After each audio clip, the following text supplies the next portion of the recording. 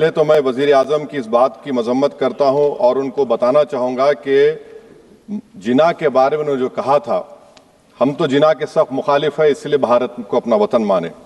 मगर 42 में आपके प्यारे वीर और जिना की पार्टी ने नॉर्थ वेस्ट फ्रंटियर, सिंध और बंगाल में मिलकर हुकूमत चलाई और उस हुकूमत ने 1.5 लाख हिंदू और मुसलमानों को अंग्रेजों की फौज में शामिल कराया ताकि वो लड़े।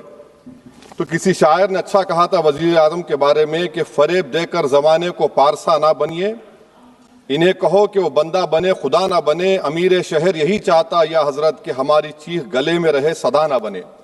दूसरी बात मैडम, हमारे वजीर दिफा जनाब राजनाथ सिंह साहब ने बड़ा ही अजीब व गरीब और तकलीफ दे बात कही उम्मुल मोमिनीन के बारे में और उम्मुल किताब के बारे में। उम्मुल मोमिनीन उनको कहते हैं जो हमारे प्रॉफिट मोहम्मद सल्लल्लाहु अलैहि वसल्लम की वाइफ हैं, वो हम तमाम मुसलमानों की माँ, हम उनको तस्वुर करते हैं, मगर हम उनकी इबादत नहीं करते, हम अपनी माँ की इबादत नहीं करते। उम्मुल किताब कुरान है, हम कुरान की इबादत नहीं करते, कुरान अल्लाह का भिजा हुआ कलाम है। तो उसके बारे में शायर ने अच्छा कहा कि खबर नहीं जिन्हें अपने दीन व मजहब की, हमें वो दीन का मतलब सिखाने निकले हैं। अहम बात यह है कि मैडम, हमारे मुल्क का आइन क्या इस लफ्ज से आगाज होता है, वी द पीपल। इसका आगाज भारत माता के नाम से नहीं होता है। हमारे संविधान का जो प्रियम्बल है वो क्या कहता है? Liberty of thought, expression, belief, faith and worship. अगर दस्तूर का ये पहला सफा ये बात करता है तो फिर कैसे किसी शहरी को किसी खुदा, देवी, देवता की इबादत करने पर या सजदा करने पर मजबूर किया जा सकता है? आप ही की पार्टी से आज की जो बातें हुई है इसी का बोल रही हैं। हमारे कॉन्स्टिट्यूंट असेंबली में मैडम एक मोहतरमा थी रोहिणी कुमार चौधरी ने एक तजवीज दी थी कि प्रियम्बल में किसी देवी के नाम से शुरू हो। उन्होंने खास तौर से वंदे मातरम का जिक्र किया मगर उसको कबूल नहीं किया गया। फिर केवी कामत साहब ने एक तजवीज दी कि इट्स सिटीजन्स को बदलकर हर सिटीजन्स किया जाए और खुदा के नाम से शुरू किया जाए, वो तरमीम को मुस्तरद कर दिया गया। हमारे संविधान का उसूल यह है कि भारत क्या है, उसकी अवाम है, अवामी कानून की मुसन्निफ है, अवाम की मर्जी से सबसे बालातर है, अवामी हाकिम है। मुल्क किसी खुदा, देवी, देवता, मजहबी इलामत के नाम से नहीं चलता, ना मुल्क किसी एक मजहब की मिल्कियत है। इसीलिए बाबा साहब अम्बेडकर ने क्या कहा था? उन्होंने मदर इंडिया के नजरिए को मुस्तरद किया। बाबा साहब ने एक नई इस्तिलाह वजह कर दी और कहा कि भैक्षित भारत, ये बाबा साहब अम्बेडकर ने कहा। अब मैडम, अगर मजहबी आजादी इस आइन का बुनियादी उसूल है तो सवाल यह पैदा होता है कि उस वक्त हमारे जो कॉन्स्टिट्यूंट असेंबली के प्रेसिडेंट थे जनाब राजेंद्र प्रसाद साहब ने किस बुनियाद पर वंदे मातरम को कौमी तराना करार दिया? ना तो कोई सेक्यूर रेजोल्यूशन है इसके बारे में। मैडम, मैं आपको बताना चाहूंगा कि जुडिशरी क्या कहती है। बीजू इमैनुअल केस है 1986 का, जिसमें जिहोवा विटनेस ने कहा कि मैं नेशनल एंथम के वक्त खड़े रहूंगी, पढ़ूंगी नहीं। सुप्रीम कोर्ट ने कहा कि उसने कोई गुनाह नहीं किया। वहीं एक 2017 का केस है अश्विनी उपाध्याय का केस सुप्रीम कोर्ट का, उन्हें कहा गाइडलाइंस दिए जाएं वंदे मातरम पर, सुप्रीम कोर्ट ने नहीं कह दिया। फिर आप आ जाइए madam, prevention of insult act national 1971, इसमें नेशनल सॉन्ग नहीं है, सिर्फ नेशनल एम्बलम और आपका नेशनल एंथम है। फिर आप आ जाइए 40th अमेंडमेंट आर्टिकल 51 है, 76 में पास हुआ, उसमें भी इसका कोई जिक्र नहीं है। मैडम, मैं आपके सामने बताना चाहूंगा कि हमारा भारत एक इसका मजमुआ क्या है। इसमें हिंदू है, मुसलमान है, सिख है, ईसाई है, जैन है, एथिस्ट है, मेहनतकश है, किसान, गरीब, मजलूम और दलित है। मगर अगर जो तकारीर आज हमने यहां पर सुनी और बाहर जो सुनते हैं, अगर भारत को देवी कहने और उसके आगे सजदा करने, तो दरअसल कौम परस्ती को, वतन से मोहब्बत को मजहब में तब्दील कर रहे और फिर यहां पर बोल रहे कि अगर भारत में रहना है तो वंदे मातरम गाना पड़ेगा। भाई, ये तो संविधान के खिलाफ है, सुप्रीम कोर्ट के जजमेंट के खिलाफ है।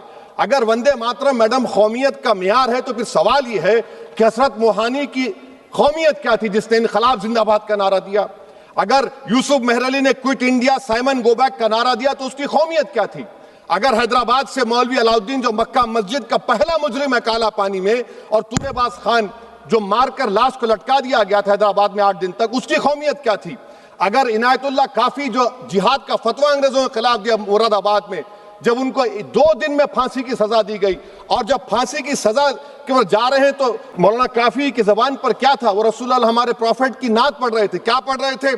कोई गुल बाकी रहेगा ना चमन रह जाएगा, पर रसूलुल्लाह का दीन हसन रह जाएगा। तो उनकी कौमियत क्या थी? माल्टा की जेल में महमूदुल हसन, हुसैन अहमद मदनी 6 महीने माल्टा की जेल की ग्राउंड में पड़े रहे, उनकी कौमियत क्या थी? अल्लामा फजल खैराबादी का वो सेल काला पानी का पुकार पुकार कर इनसे पूछ रहा है, जो वहीं पर मर गए, खबर वहां पर है, बताओ मेरी कौमियत क्या थी? मैडम, मैं एक मुसलमान हूं, मैं इस्लाम को मानने वाला बावकार इंसान हूं, और मेरे मजहब की बुनियादी तालीम तौहीद है, ला इलाहा इल्लल्लाह, नहीं है कोई खुदा सिवा अल्लाह के। और कुरान में अल्लाह क्या बोल रहा? इय्याका नाबुदु इय्याका नस्तईन, तुम मेरी इबादत करो, मुझे मानो। मुझे कहां से मिल रहा? आर्टिकल 25 से मिल रहा है। मुझे कहां से मिल रहा है? Liberty of thought, expression, belief, faith and worship से मिल रहा है। तो इसको जोड़ना यह बहुत ही खतरनाक होगा। और हमारे प्रॉफेट मोहम्मद सल्लल्लाहु अलैहि वसल्लम जब मदीने को गए तो उन्होंने उस वतन के लिए दुआ की, कहा कि अल्लाह मदीने की मोहब्बत हमारे दिलों में और इजाफा कर दे, मक्के से ज्यादा कर दे। तो ये इस्लाम, मुसलमान होना, हमारे ईमान में मुल्क की मोहब्बत बीच में नहीं आती, और मुल्क से मोहब्बत है और रहेगी हमेशा, क्योंकि ये अजीम कुर्बानियां यहां पर शामिल है जिन्होंने जंग आजादी में हिस्सा नहीं लिया। आज अगर वो वतन की मोहब्बत का दर्ज देंगे तो बड़ा गलत होगा। मैडम, मैं आपके सामने एक चीज पढ़ूंगा। 1937 रविंद्रनाथ टैगोर ने लेटर लिखा सुभाष चंद्र बोस को। मैं सिर्फ, किसी ने नहीं पढ़ा ये। क्या कहा टैगोर साहब ने? But parliament is a place of union for all religious groups and there the song cannot be appropriate. When Bengali Muslims show sign of stubborn fanatism, we regard it intolerable. When we too copy them and make unreasonable demands, it will be self-defeating. ये मैं इसको ले करूंगा madam, आप देख लीजिए। फिर दूसरी तरफ मैडम आप आ जाइए, मैं यहाँ पर बैठकर, हाँ, जितने तकारीर यहाँ पर हुए सब जनगण मन पर तनकीद किए। तो मैडम मुझे ये कहना पड़ेगा कि जनगण मन पर आप लोग इतनी तकलीफ क्यों उठा रहे हैं? आखिर इतनी तकलीफ क्यों है? तो मैं जब जाकर देखा तो मुझे 28 दिसंबर का ऑर्गेनाइजर मैगजीन का आर्टिकल मिला, जिसमें ऑर्गेनाइजर लिखता है कि what is the moral sanction behind government choice of Jana Gana Mana, except that it can be made an item of entertainment at the sumptuous parties thrown by government officials. आप बताइए, इसका बोलेंगे आप? और फिर उसके काइंड कैसा करते हैं? It will mean we can not love our motherhood. Madam please, it will mean that Vande Mataram is buried alive with the word Jan Gan Mana on the tombstone, for the tomb will also be of Jan Gan Mana of the will of the people. इस पर आप क्या बोलेंगे? Madam, मैं आपको ये बताना चाह रहा हूं कि वतन की मोहब्बत हमारे लिए बहुत अहम है, मगर ये बताइए हमको कि अभी मैडम यहाँ पर आनंद मठ के बारे में बहुत कुछ कहा गया। मैं सिर्फ 2 मिसालें आपको देता हूं। आनंद मठ के पेज नंबर 70 और 80 को पढ़ लीजिए। इसके बाद सनातन जहां मुसलमानों के घर पाते थे, इन्हें आग लगा देते थे। आप पेज नंबर 98 पढ़िए। हमें सिर्फ इन मुसलमानों को जड़ से खत्म करना है, क्योंकि खुदा के दुश्मन बन चुके हैं। फिर आप पेज नंबर 115-16 दीजिए। फिर मुख्तलिफ इलाकों में मुसलमानों को सदा देने के लिए भेजे जाते, जहां मुसलमान आबादी नजर आती जला दिया जाता। फिर आप देख लीजिए मैडम, सफे नंबर 120 पेज 120, बंकिम लिखते हैं कि सनातियों को मालूम नहीं था कि अंग्रेज हिंदुस्तान को निजात दिलाने वाले हैं। ये आप क्यों कर रहे हैं? अब आप मैडम, मैं आपको पेपर्स दे कर दूंगा। मैडम, भारत में हमारी आजादी इसलिए आई और बरकरार रही कि हमने मुल्क और मजहब को एक चीज नहीं बनाया। हमने ऐलान किया कि हमारी मुल्क मुख्तलिफ तबकात मज़ाहिब पर मुश्तमिल है। हमारे मुश्तरका तकदीर हमारी कौमियत का सरचश्मा है। यह खास जबान, सखावत, मजहब नहीं है।